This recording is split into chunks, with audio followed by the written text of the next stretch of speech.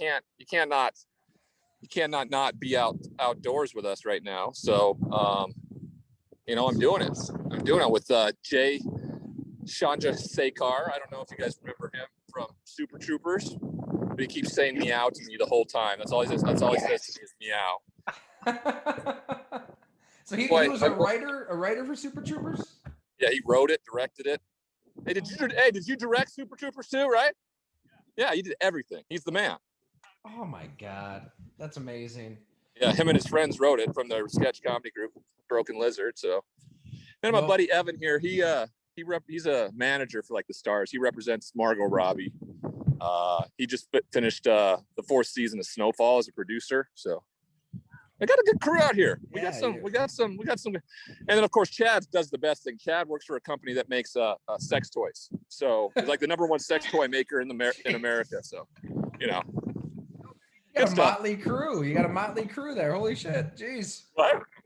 Well, we've got a good crew in here for you. I mean, well, first of all, I don't want to talk too much. Ryan, you were amazing this week. Thank you again for all your time, opening up, being honest, just sharing your story. And, I don't know if guys want to ask you about what you've been through, if they want to talk football. I mean, really just, we got a small crew here, so everybody just kind of jump in and ask Ryan whatever you want. I mean, if there's anybody who's an open book, it's this guy right here. Yeah, ask away. Well, how are you hitting them? That's what I want to know. What's your score right now? I shot 75 3 over this morning, and right now I'm 2 over through. What hole are we on? 13. I'm 2 over through 13 on the second 18 today. So yeah, I'm hitting it all right. I'm not putting very well. It's not putting very well. Man, I don't know. I can't get into golf. I don't know. It just seems way too frustrating and just too fickle of a game. Like, does it help you? I mean, is it your outlet at this point of life? Do you like just kind of getting out and getting away?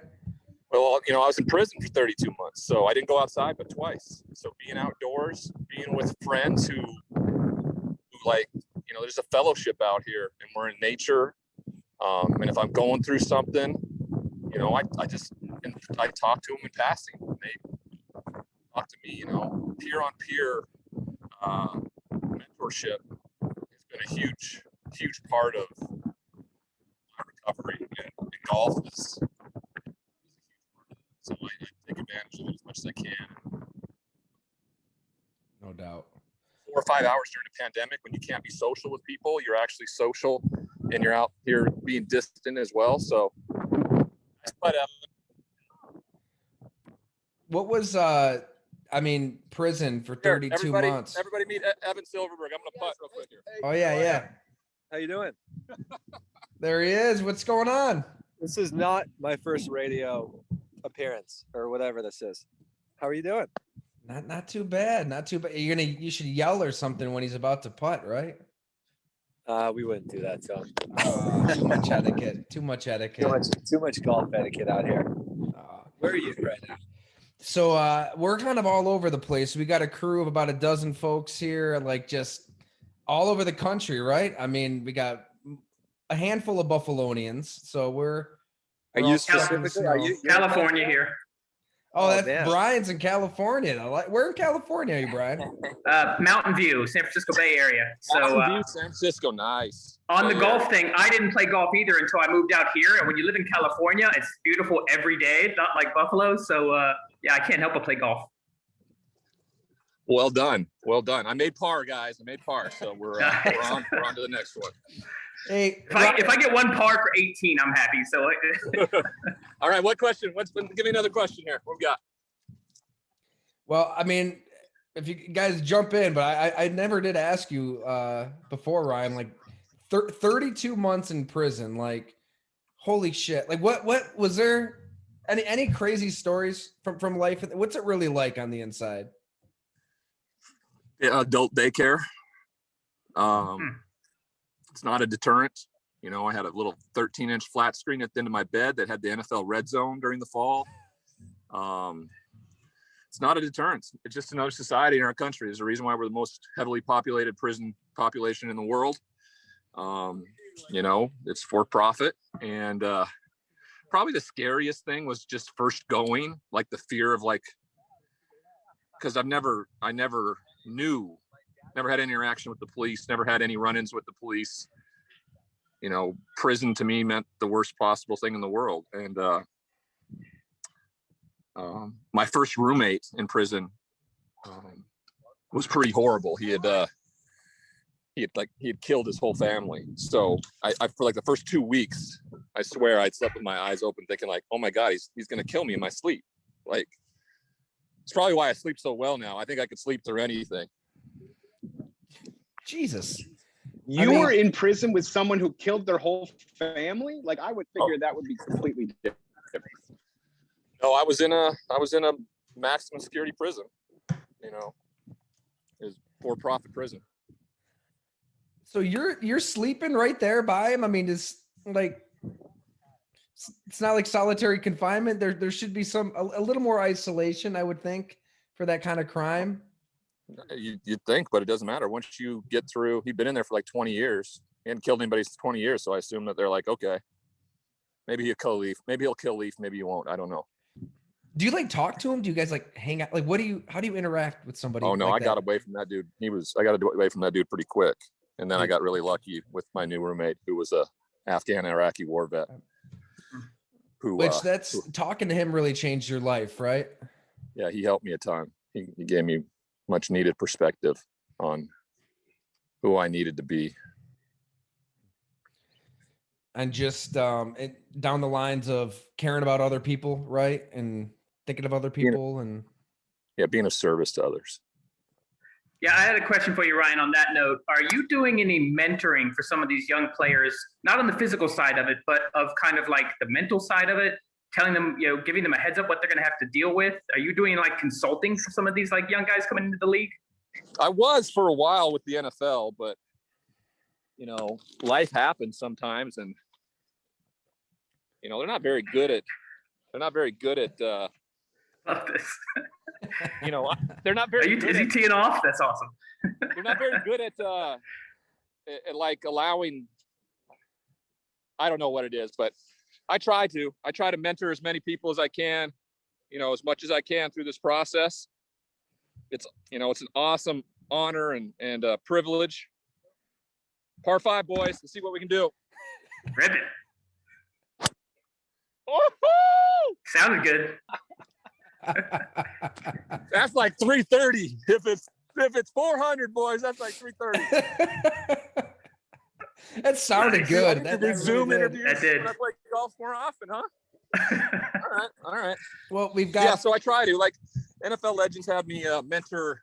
I think it was 3 or 4 years ago. I was mentoring at the combine, and in my group was a great group. It was I had Patrick Mahomes, Mitchell Trubisky, Deshaun Watson. They were all in my group, and I could just tell with Deshaun and Patrick for sure, just the way they listened, right? They both knew they were going to be great, but they were like a sponge. They wanted to know about everything and anything, and try to be the best that they possibly can. It was awesome to work with those guys. Was Trubisky not paying as much attention? Or? No. I by not mentioning him doesn't mean he was just as as alert and just as okay. Asking questions with me is just the same too. So nice. Awesome. Yeah, just jump in, guys. I mean, just fire away. Ryan doesn't hold back here. Hey Ryan, this is Joe. Nice to meet you. I read Ty's article with you, talking a little bit about how the NFL really doesn't help their alumni after they retire. Why do you think, and maybe I'm wrong in stating this, why do you think the NFL in comparison to other sports isn't as helpful with their alumni like the NBA or Major League Baseball or hockey? Or at least you don't hardly hear stuff about like disgruntled players who retire from the NBA saying the NBA turned their back on us. But you hear it with the NFL, and rightfully so, with players. Why do you think it's the biggest league in the world, and it seems like they don't have the best interest of the retirees, but all the other leagues, which are less than they are, you don't hear complaints ever about that with the alumni? I think the union, just the collective bargain, the CBAs have been so poorly done.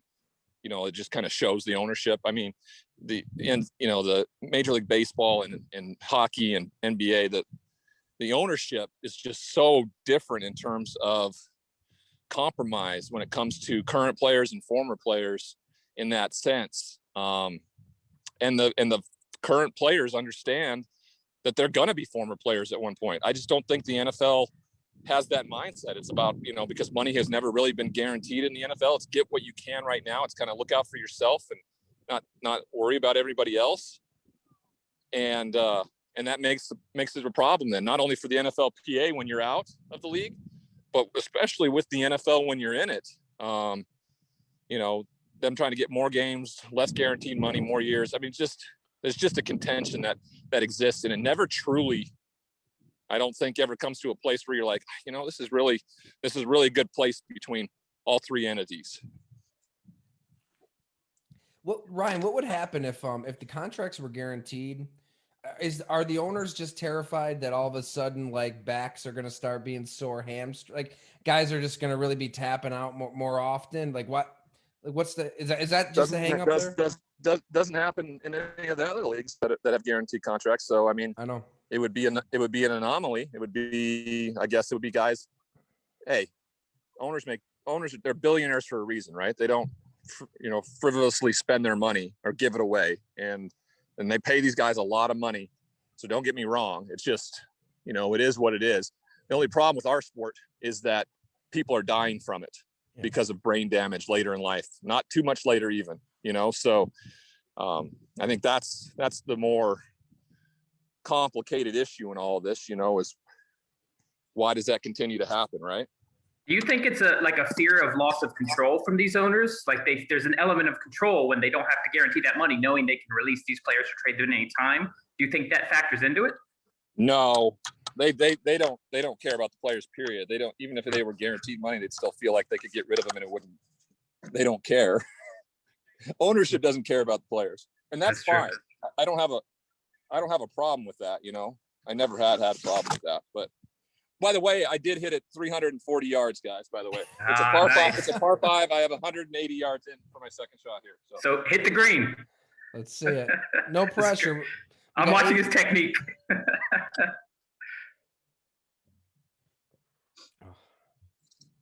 Corona, good call, Brian. Man. Got it just for this. Nice, thanks. And also, while Ryan's swinging away, huge thank you to all you guys for being here. It's freaking awesome. I mean, I can't thank you enough for subscribing and joining. I mean, these are a riot. This is my favorite hour of the week. So thanks for putting this together, dude. This is awesome. Oh, you got it, man. We'll keep trying to get folks for it. All right, Ryan. Always sorry. Subscribe to Ty's stuff, man. He's awesome. He's an awesome writer, fun guy. I think he probably should soup up his studio a little bit more, but that's it's that's rough. It's rough. I know. Like I got to set it up. What's that? Am I on? Yeah. On and two, boys. On and two. Yeah. Eagle putt. We should just have a television crew, Jay, follow us around and play better golf. Yeah, pretty soon you're gonna want to play you're gonna want to do this every single week now at like 6 o'clock or 3 o'clock. Right. We'll join you. We'll be It's awesome. helping your game. Well, my partners are taking 6-7 shots to get in on this par five, and I'm on in two. So I can talk to you guys a little bit. What else would you guys want to know? Hey, man. Hey, Ryan. My name is Alan. I'm down in Miami. I was a public defender for the last 5 years, and obviously the intersection between mental health, substance abuse, and the criminal justice system, and how it can't handle it, and how there's no money there. Do you think the league is making an impact in that area at all? Can they make a tangible impact in that area? Hell yeah, I think for sure. I talked to Ty about it. I think that the first thing and the minimum thing they should do is they should have their own standalone facility available for players, because for the anonymity, because a ton of these players just don't feel comfortable talking about it, and they see it as weakness rather than than just everyday life. And Right. so if you have a place you can go where you walk in and there's a guy who was the number 2 overall pick and you were the number 3 overall pick and you thought you were so unique, and you're not, you're the same, and you're trying to do this, that for me is at minimum what the NFL can do. And they have the resources to do it by far. That's the first step for me. So that's where you start to correct and get diagnosed, because when you walk in with a substance abuse problem, I have very rarely seen somebody walk in with a substance abuse problem and not have a co-occurring mental health diagnosis, which is usually the reason behind it. And the substance of abuse is just a byproduct of it all. Right. I'm sorry, Anna, go ahead. No, I was just say how can, I mean, we can't make that happen, but like, is that in the works? I mean, how can teams advocate that? Individual players advocate for that? Because it can happen like that. It's just money. It needs to, and we just had a player die, and I haven't heard a word from the NFL, not one word. So they don't care what we have to say, as long as they're making money. It doesn't matter what's going on. They're Teflon, right? They can handle any kind of bad press. They've proven that. It's wild too. I mean, that unknown world that you were talking about, Ryan, and just all these players you're talking to. Obviously, it's confidential on who you're talking to, but just give these guys a sense of what these conversations are like, because you're not going to see these players on NFL Network making the game out to be, Disney and fun. And I mean, there's just a whole other side that it's uncovered, isn't exposed, that people don't know about. It is. It's not discussed. It's not.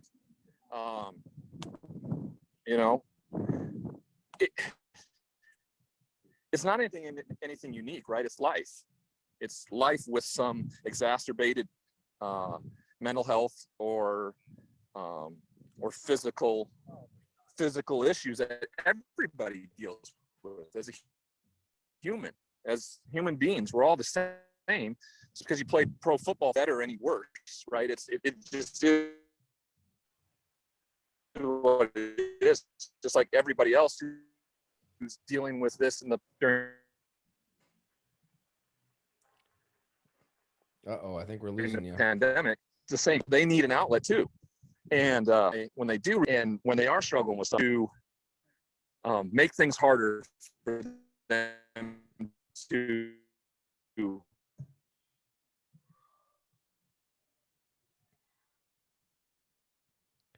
Oh man, I don't know. It might be Golf courses don't get great service. So. that golf, exactly. That's A for effort though from Ryan. Yeah, absolutely. Well, difficult, and that's the problem with NFL and the NFLPA when it comes to benefits. Have I lost you guys? I'm kind of in a canyon. The canyon. You're good now, maybe. Let's see. Give us a 1, 2, 3, Ryan. No 1, 2, 3. You may want to take his video down, because then it doesn't. Joe's got all the answers everywhere. That's why we got to have you running production on this. I love it. Let's see. He's frozen. Great screenshot. We talked golf. It was great. Yeah. Well, I mean, we could, if we get him back, maybe we'll tell him to take his video down. But it's yeah. That was good stuff, though, man. Yeah. I'm very jealous staring at my snowy yard.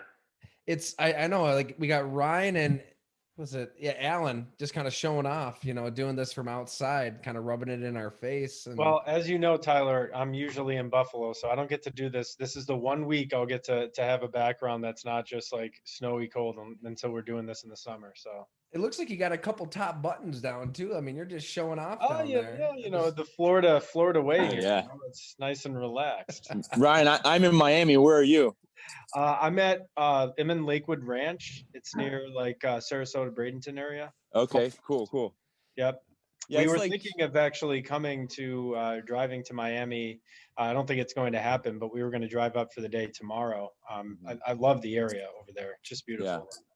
maybe the upper Keys aren't that far away. You know what I mean? And that's been a fun couple trips over the pandemic. Even Key West, when we went, my girlfriend and I in December, there was not a lot of people there, so it was good. I've heard now there's a lot more, but we had a great spot. It was right next to like the downtown area and a couple parks, but it was also next to like a leather shop. You know what I mean? You can get your leather whips and chains made there, your chaps, things like that. Just Key West, you know.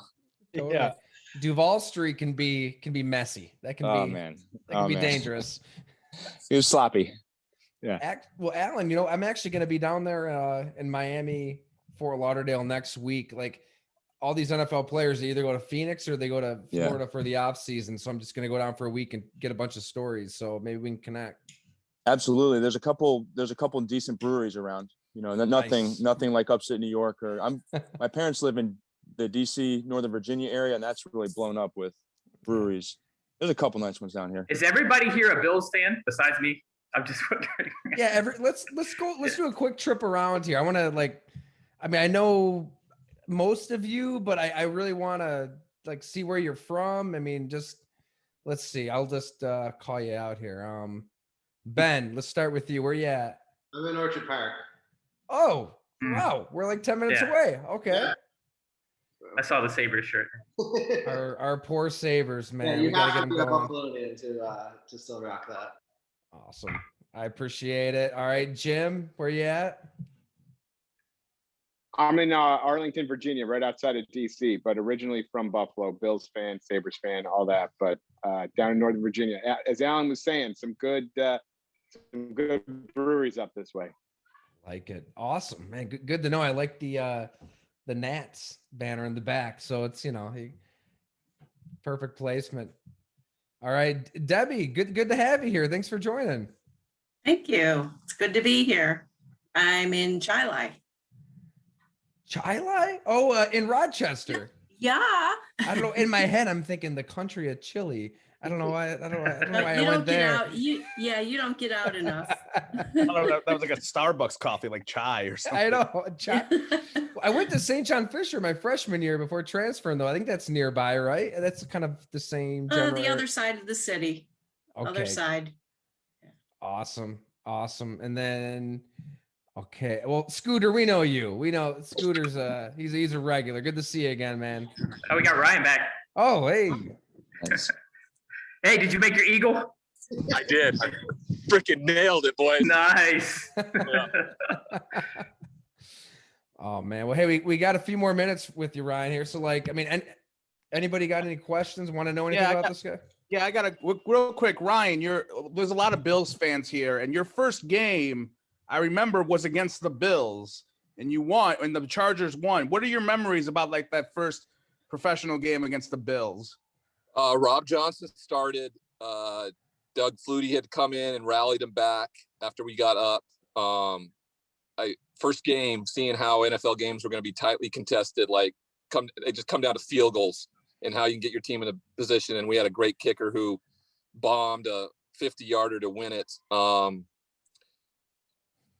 then just how good the defense was. I threw 4 interceptions, 3 of which I believe all got called back on penalties. So I only threw 1, but I was a bit shell shocked when the game was over because I'm like, I'd never even come close to throwing anywhere near those kind of interceptions in a game. It's just shows how good defensive coordinators are in preparing and making young quarterbacks look bad back then. We won, got to see what celebrating like that was, like what a high the whole week was after winning in the NFL, because there's only 16 games. Like when you win, like the whole week is just joyous and fun. But if you lose that week because you don't play for an entire week is tough to deal with. So I learned a lot in that first game. We would go down to Tennessee the next week against Steve McNair and Eddie George and that team and beat them as well. So I started 2-0 as a rookie, and that hadn't happened since 1983 and John Elway. So it was pretty darn cool.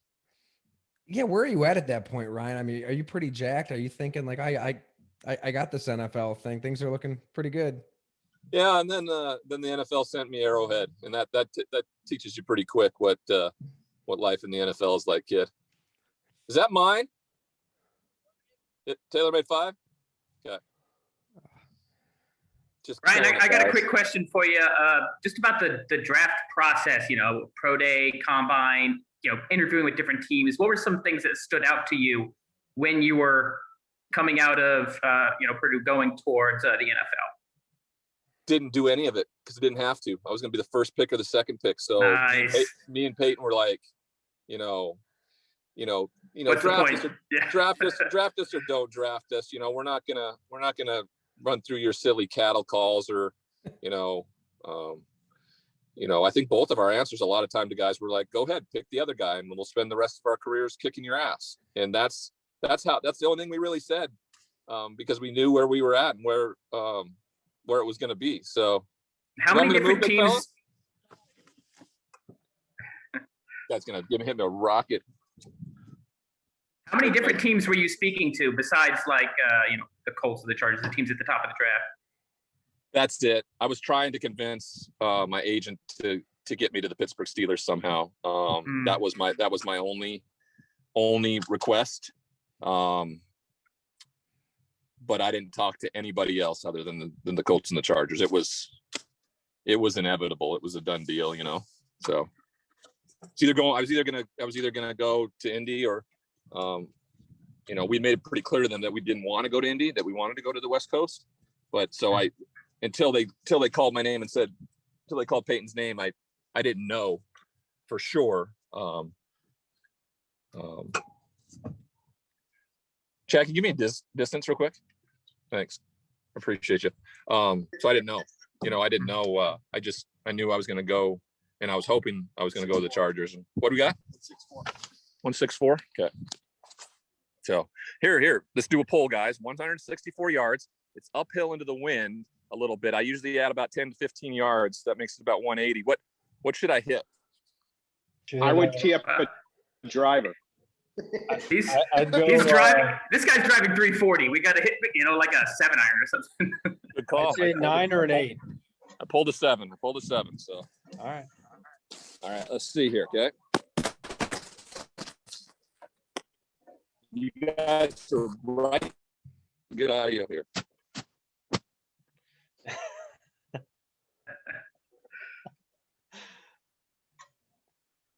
Man, did we lose the footage there? Oh, there he is. I hope not. I want to see this shot. Not lying. Oh! That is pretty, boys.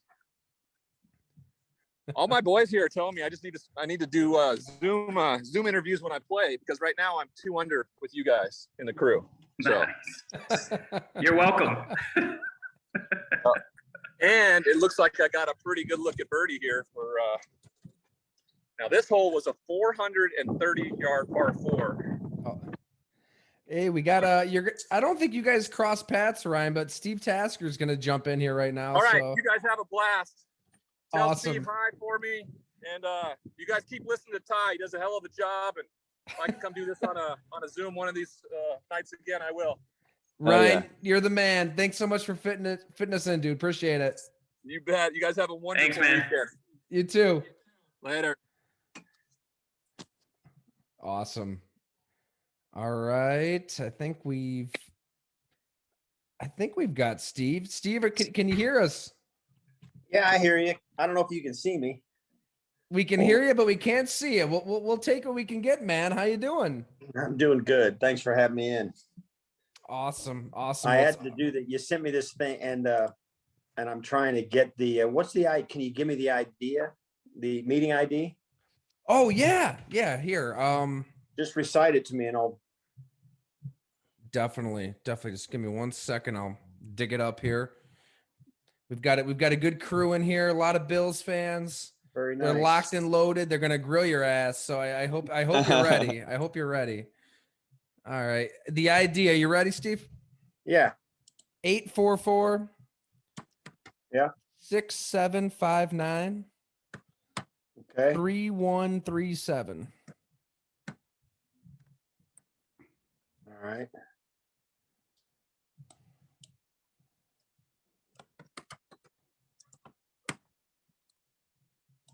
See if it works. Beautiful. Because you're probably, smoking a cigar right now, right? No, not in the house. I mean, I wield a little power in the house, but I'm, not to the point where I can smoke cigars, and even in my office. So Well, let's see here. Maybe. it's coming. Mine's working. Man, thanks. There he is. There he is. There we go. Awesome. Steve, great to have you, man. Great to see you. Yeah. How's life? It's great. Everything's going really well. Really well. Well, you need no introduction. You're the man. You do an incredible job at One Bills. Can you hear me? Can you hear me and see me okay? Yeah. Okay, good. Good. We've got some go long subscribers, and nobody wants to hear me blab, so I'll let them fire away. I'm sure they got some questions. Yeah, for sure. I'm happy to. Thanks, man. Most pressing question of the offseason. Is JJ Watt a good idea or not? Well, he's a good idea, but he might be too much. He can still play. I think he'd help any team he's going to be at. He's a great player. He's got a lot of credibility. He'll come in and guys will watch him, see how he does things. And he's a hard worker. So that'll spread around when the best players show you how hard they have to work to be great, that trickles down. So he'd help a team, I think. His health's an issue, whether he can stay healthy and all of that. But man, oh man, if you can get 16 games out of him and you've got a halfway decent defense around him, yeah, I think he's really going to help people. I don't know that he could, I don't know if he could live up to a $15 million contract, but man, oh man, if you get him for the price they're giving, for whatever they're paying, Mario Addison or Vernon Butler or Quentin Jefferson or even, Trent Murphy made last year. If you can get him for that kind of money, I'd say absolutely. Do you have any inclinations that he's looking for that kind of money? I got the feeling he wanted to go to a contender and would maybe even take a slight discount to go to a place like Buffalo or Green Bay. Right, a slight discount maybe, but if somebody's out there, as it's been reported, offering him 15 or 16, that's true. But I don't know if that's true. That may be his agents. That's Tom Condon. That's Tom Condon. Yep, putting it out there. Right.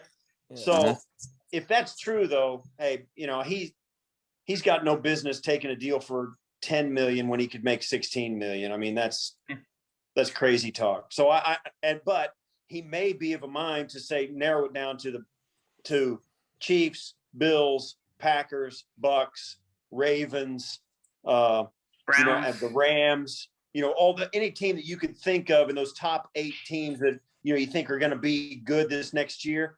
And he'll say, okay, now what's my best offer between those clubs, Because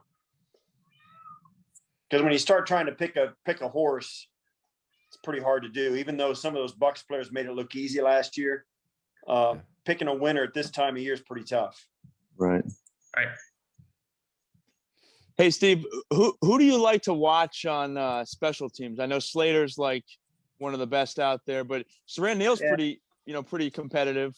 Yeah, Saran Neal's good. Metakevich is really good. They've got some guys. Taiwan Jones is good. The guys on the Bills. Bills got a nice core group, really do. Yeah.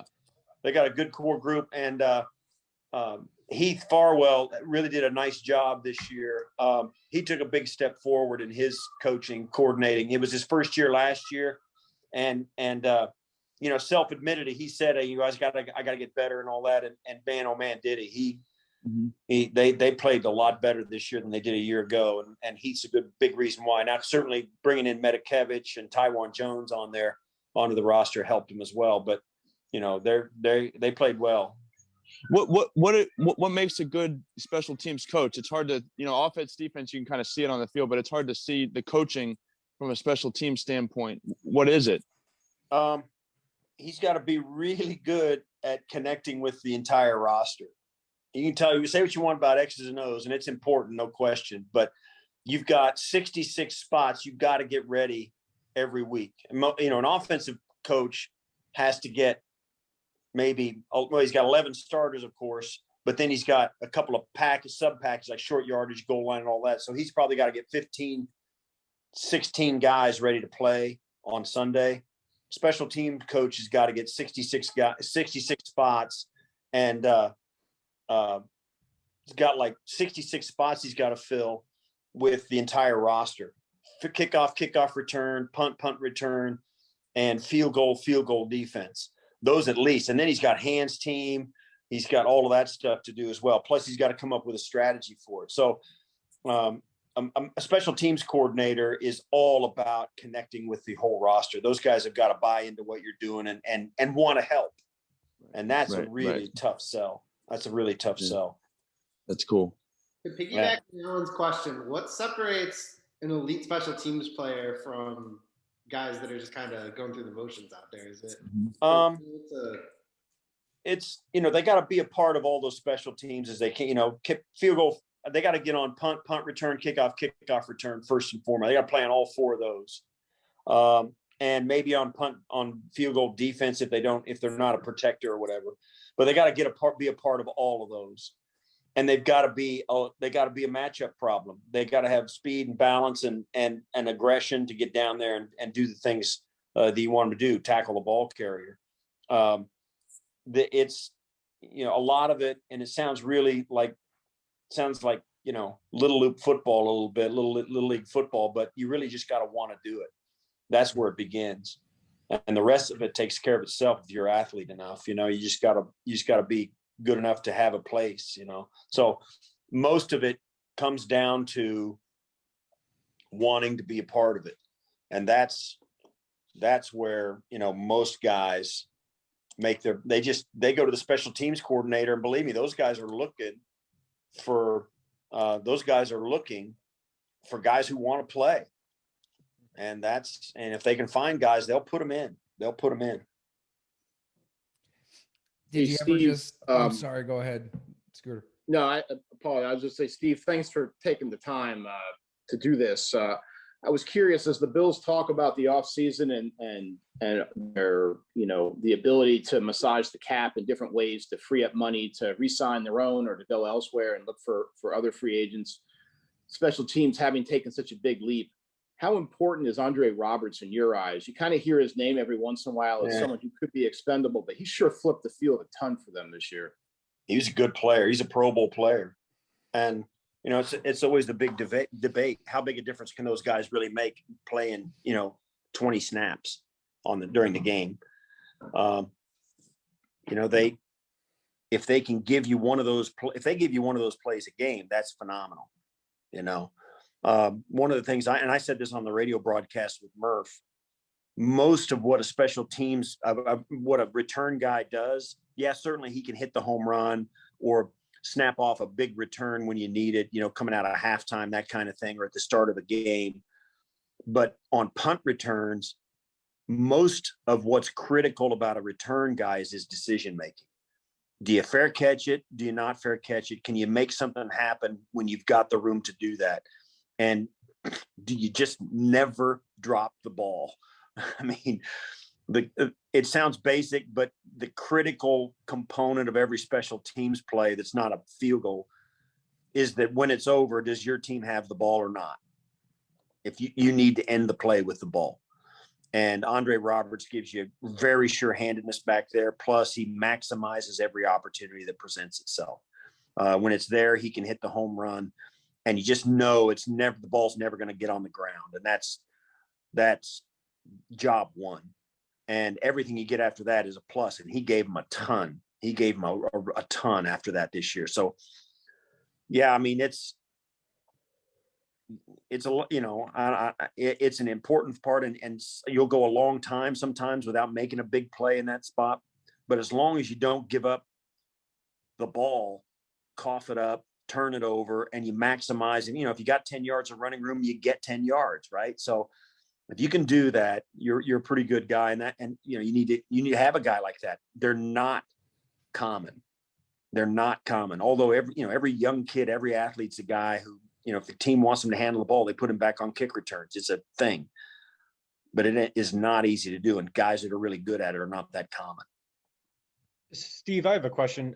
You've been around the team for a number of years, and one of the questions that pops up is, do you notice any differences, or can you describe any of the differences that you have between the years where, you know, different coaching staffs, different groups of players, with comparing those to teams like last year, where there's just seemingly a lot of cohesion, and that maybe aids in how well the team is doing. So, I mean, from your role and in your role, what you're able to see with players and coaching staffs, is there any difference in how the team operates or how they conduct themselves in those years? In the years like this last year, as compared to like the drought years, that kind of thing? Sure. Yes. Yeah, I think the thing that I noticed most about Sean McDermott and Brandon Beane and this coaching staff and what they've been able to do, and, you know, they've been in the playoffs 3 out of 4 years. The thing that I notice about them, and I don't know how they do it, what their techniques are, or whether it's just a mindset or whatever. One thing that this club has done extremely well is that when they begin the season, their young players and unproven players, and even their great players, get better day after day after day. And midway through the season, they're markedly better than they were at the beginning of the season. And at the end of the season, they're markedly better than they were at the midway point. They get better as the year goes on. And they do a really nice job of rewarding players who are working hard behind the scenes that we never see. Guys who are practicing hard, guys who are lifting hard, guys that are running scout team hard. Whatever that they're asked to do, these guys are really working at it hard. They have been able to reward those guys like a Duke Williams. You know, they'll activate that guy for a game or two. You know, there are players like that, Dane Jackson, you know, Jake Kumaro, guys like that who, you know, all of us are like, they didn't, you know, they may get 6 snaps, didn't get a target or whatever, but they got to be on the team on a game day. That's a big deal. And it keeps guys down the roster very motivated to get better. And that's their player development here is light years ahead of other teams. You look at where the Jets are, and, you know, the development that Sam Rodgers has shown as opposed to what Josh Allen has done.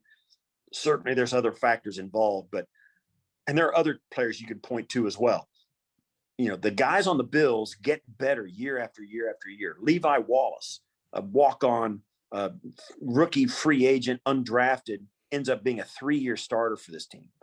And they did a lot to try and replace him, and they couldn't get it done because he continuously got better.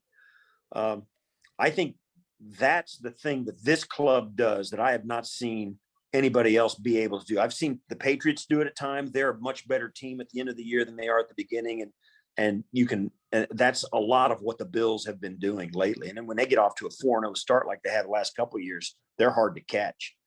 The way they were playing in the last month and a half of this last regular season was phenomenal. They were off the hook. They were so good. And that, a lot of it is the foundational players obviously playing well, and they were getting better, like Josh, Tremaine Edmonds, you know, John Brown, Cole Beasley. These guys got better and better. Even Dawson Knox. And you go back and look, you know, they're looking for a playmaking tight end. And they brought Dawson Knox in, and he's a great example. You know, he had a couple of drops his rookie year. He kind of solved them a little bit this year. He had a couple of tough spots where he just missed some passes that I don't know if you could even call them drops, but, you know, he had some injuries, had COVID list, you know, but the last 10 games of the season for Dawson Knox, he was pretty good. And that is going to be this year. I think Dawson Knox this may be his year, because this will be his 3rd year in the NFL. It's also going to be like his 4th year of actually playing the position. He barely played at Ole Miss. He was a quarterback when he showed up. They changed positions. He played as a junior whenever the year before he came out, and he had DK Metcalf and 2 other guys that were drafted as wide receivers. He never got the ball. So he never really had much experience in the position. So he comes into the Bills, had a long way to go. He's a little bit like Josh. You know what I mean? Had a long way to go. And he's getting there now. So I think this next year, he's going to be a guy that is going to surprise a lot of people. But I think, you know, it's a long-winded answer to your question. I think the atmosphere around this team is wholly centered on every player getting better all the time. That's what the coaching, that's their job. You got to get better. And they're pretty brutally honest about what the player has to do that, what they need to work on. A lot of players, they don't want to hear what they do, what they suck at. They want to get their tummy rubbed and said, tell them that they're the best thing ever. Right. And this coaching staff does a good job of pushing the right buttons on these guys to keep them in that getting better kind of mentality. That, I think that's the most phenomenal part about this. That's why Sean McDermott gets better. Brian Daboll has gotten better. Heath Farwell has gotten better. Leslie Frazier has gotten better. The coaching staff has all grown by leaps and bounds as well. And this last year was the first year Sean had said before in the lead up during the COVID offseason, or right after the other season last year, he finally, with the addition of Eric Washington, he said, this is the coaching staff I envisioned finally. And this is, going into his third year as head coach, fourth year as head coach. So they are continually trying to get better. And they do tangible things, I think, to make that happen. I think that's what sets this staff apart and the atmosphere in the locker room. Their best players, Josh and Tremaine Edmonds, foundational guys, they work really hard. And that's the way it was on the 90s teams with me. Bruce and Jim and Andre and Thurman were the hardest working guys on the team. So guys like me, role players, I mean, you had to step up and work because the best guys were doing it, So that's the atmosphere that's there. You'll watch too during training camp and during the regular season, you'll see guys, they'll just play better and better. And groups of guys, position groups will play better and better. So I think that's the atmosphere that's there. I'm really impressed by it. Hey, Steve, how you doing? Joe. Good. Nice to meet you, man. Nice to meet you. Good. Question. You always hear about how different NFL offenses and defenses are in comparison to like 20, 30 years ago, but you don't hear too much about special teams. For you, when you watch it, like covering punts and kicks, how different is it now than when you played? And also, if you were playing today, we'll just say, do you think you'd be just as good as a special teams player as you were then, or would you think you would have maybe struggled because hitting isn't as much as what it was before when you used to crush people all the time? It's a good question, because special teams have evolved probably more so than offenses or defenses have because of the rule changes. You can't rush, you can't overload one side of a punt block or field goal block. You can't cover up the long snapper and rush the long snapper. You have to have a standing start on kickoffs right at the ball. The touchback rules, the no wedge on kickoff coverage. There's rule after rule after rule, and it's all about player safety, and I get it. But one of the ripple effects of that, I think, is that it is more difficult now for a coverage guy or a frontline blocker or kick blocker, whatever. It's much more difficult now to have an impact than it was then because of the safety rules. I can't get as much help to rush the punt on my side of the ball as I used to have, because they can only have 4 guys on my side. We used to get like 6 guys over there and overload one side, right? You can't do that anymore. I think kick coverage is different because kickoffs, they just don't bring it out. If you have a good kick coverage team and you kick it in the end zone, they'll just stay in there. You don't get a chance to make a tackle inside the 10. You don't get a chance to make force a fumble because there's so many touchbacks now.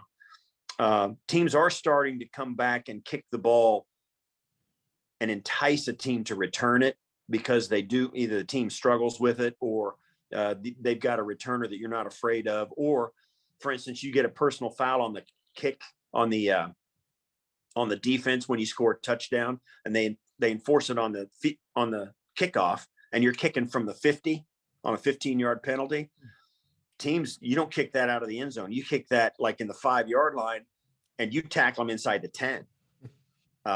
So, that's probably the only time because of where the kickoff line is that you can take advantage, that teams will take advantage of that. But I think it's much more difficult to have the kind of impact on a consistent basis that we were able to have at times in the 90s now because of the player safety rule changes. No wedge, no overload on kick rushes, standing start on punt coverage, all of that. So yeah, it's a much different game on special teams, more so than offense or defense. I have another question, if that's okay. Yeah. One of my favorite seasons that you ever had, and I will argue with people about this, was the 95 season when like Andre Reed got hurt and you played wide receiver a lot. And you were like kicking tail on like doing jet street, like I think it was like end arounds, like basically, and like you were like a really good weapon. And I have told people this, and they're like, "You're crazy," and I'm like, "I don't care."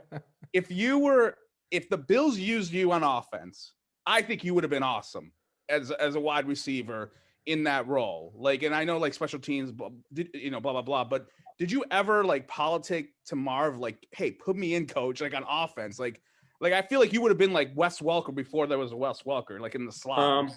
But that's just my opinion. Well, I appreciate, and I think I could have. Well, here's what I think. If I'd been on that Bills team, yeah, that you could have plugged Charlie Brown in where I was at, and it would have been good. We had, problem is, if you're going to sit who are you going to sit down, Andre Reed or James Law? Which Hall of Famer are you going to sit down? You're going to sit down Thurman? You're not going to plug me in at the tight end. I got on the field because there was a car accident and Andre got hurt. Andre got hurt, and then Russell Copeland got hurt, and they got a couple of guys hurt, and I was the last guy standing. Jim, I didn't ever politic to play.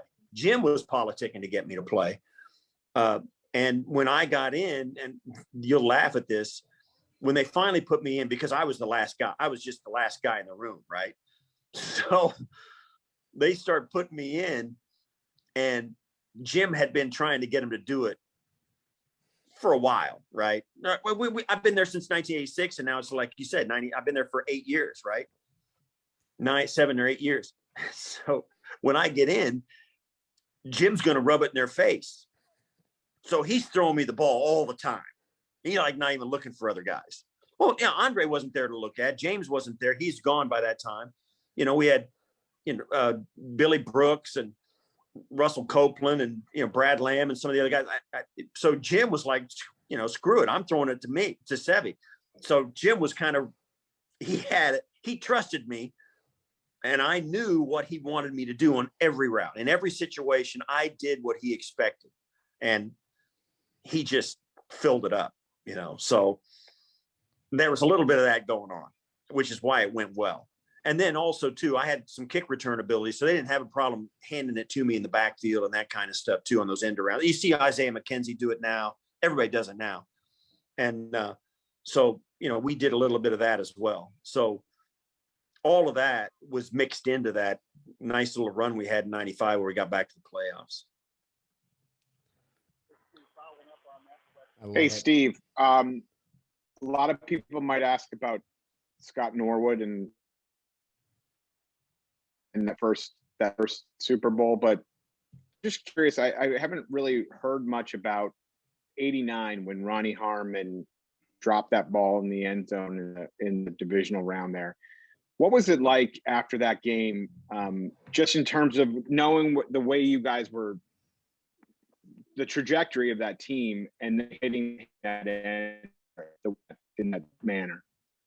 Well, I think I got the gist. You were kind of breaking up, but I got the gist of your question. That 89 team, when we were like midway through or two-thirds of the way through, we were like the bickering Bills. We were arguing, and Jim and Bruce didn't like each other that much, and quite frankly, they had good reason not to like each other. They weren't that likable at that time, right? So, we had some growing pains we were going through. And we got to the end of the last three. This is the way I remember it. I think I'm right. I could be mistaken, but this is the way I remember it now. All these years later, we had 3 games left in the 89 season. If we won 2 of the 3, we'd be in. And it was like a San Francisco game. It was like a Jet game and somebody else. And we only won 1 of them. but we got in anyway at 9-7, right? So, but I'll say this: those last 3 games before we went into that little stretch, apparently, I say apparently because it was palpable, Bruce and Jim had a meeting of the minds, and I think Marv handled that, where he got them into a room or whatever and assured them that they were going to make some changes in this next off season and it was going to be different. And Bruce and Jim were a big part of it. And the 2 of them made peace with each other and started to hang out. And those last 3 games of the 89 season were the first time after I became a Buffalo Bill, where the team started to grow together, where we started to cheer for each other, like each other. We finished that season. We only won. We weren't winning every week, but at least the tension in the room was gone. And that set us up to go forward. And that Cleveland game where Ronnie dropped that ball and, Thurman caught like 14 balls in that game. And that was the game when Don Beebe landed on his head. What I remember about that game is I think Eric Metcalf returned a kickoff on us for a touchdown. He went right by me, and I had contained, and I was going to get, and I couldn't get it. So that's the kind. We all had a hand in that loss, but I still tell you that was a great football game. It was a great game, and that pass that Ronnie dropped, we go back in, and I think the tension and the roller coaster that season was for us. I don't know that deep down, when you really look about how we felt, I don't know that we really expected that we were going to go to the Super Bowl and win it that year. You know what I mean? I thought, wow, we could have gone another game deep. We could have beat this team, but we're still so far from the Super Bowl. We didn't know what to think. We didn't realize, I just think we didn't really focus on what was going to happen if we kept winning. That we were new to it, even after the 88 championship game. But I think the end of 1989, like you say, with the ending in that Cleveland game, displayed our different mindset than when we were the bickering Bills during that season. Hey, Steve, every year, like around this time in the winter, your name comes up in the Hall of Fame discussion, and the question gets asked about no special teamer who played the position you played ever made. Yeah. How does that sit with you as is arguably the best ever to play that particular position and not to be recognized that way? I'm cool with it. Here's the way it is, really simply. I'm always on the list, but truthfully and rightfully so, my name just comes up too far down on the list. There's just so many studs on that list. And before they get down to a guy like me, there's just no room in that year's class. So I just keep getting pushed down. That's just the way it is, and it's not the hall of very good, it's not the hall of unique. It's the hall of fame. You gotta stand out and be part of a select group to get in. And I'm always on the list, right? I'm in the conversation. That's very flattering, and I'm honored by it. It's humbling. But my name just pops up on the list too far down to ever get into consideration. That's simply put, that's where I'm at. And I'm okay with it. I loved it, man. I wouldn't have changed a thing about my career. So I'm totally cool with it. Of course, I mean, don't get me wrong. I'd love to be in the Hall of Fame. Oh yeah. But I'm not, I can't be bitter about not getting in the Hall of Fame, man. I'm way short of that. Where some guys, I mean, that's their identity. I mean, that's their life purpose. I've talked to John Lynch and people who know him. I mean, that means a lot. That meant a lot to John Lynch and Rondé Barber. Same thing. I mean, I think Leroy Butler it's kind of like you. It's kind of like, if I get in, great. If not, I think Edgerrin James was really like that. He's like, I don't get, but some people will like literally try to get TV jobs or front office jobs to get their name out there subconsciously in the voters' minds to get it. But Are you like that at all, or are you genuinely? No, happens. When I was going to the Hall of Fame every year, when Bruce was going in, Marv, Jim, Thurman, James, all, the whole gang, Bill Polian, Ralph. I go down there and my name was bandied about all the time. And it didn't sit well with me that some guy who I didn't know, and I don't know still to this day, but guys would come up to me and sell themselves to me in a way that would get me in. Say, let me attack the statistics and let me make a selling point for you to get out to these guys. And they're asking me to hire them as to manage a campaign to get me in the Hall of Fame. And I flatly, I didn't refuse them. I just said, thanks, I appreciate it. I'll think about it. I'd never do it. Would never do that. I think if you have to do that, then God bless you. It's more important to you than it is to me. And if your career doesn't do that for you, then, what are we talking about? So my career will speak for itself. And and I have a lot of faith in those guys who vote. They're smart. They take it very seriously. They would never belittle anybody who's in the conversation at all. And I'm okay with that. 7-time All-Pro, you should be in there, man. I mean, your impact on the game speaks for itself, and there's nobody like you. So, Steve, that was phenomenal.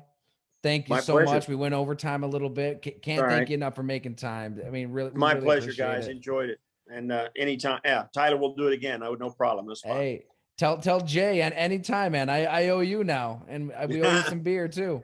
All right, no problem. Thanks, guys. Appreciate it. Thank you. Awesome. Thank you, Steve. You bet.